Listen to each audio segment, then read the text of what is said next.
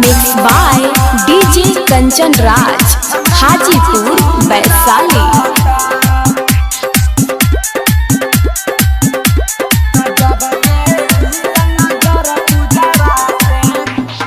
जब से मिलन नजर पूजावा से हमरा न मन लागता।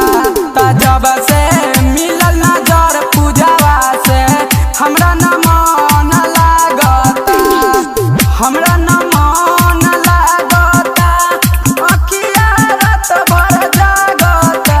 तो ओकरे फेरा में रही जागल, खाना पीना न भावता।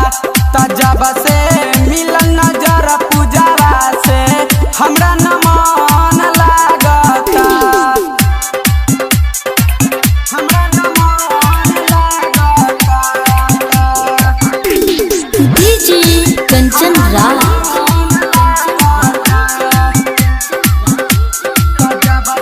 नीम चौक चौसीमा वैशाली।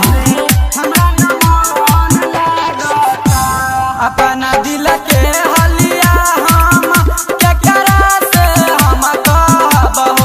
अरे केकरा से हम कहबहो।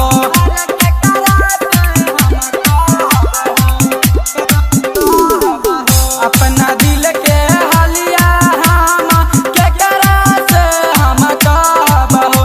अरे केकरा से हम कहबहो। तो जब से मिलै नजर पूजावा से हमरा न मन लागता। तो जब से मिलै नजर पूजावा से खाना पीना न भावता। हमरा न मन लागता। Mix by DJ Kanchan Raj, Hajipur Vaishali.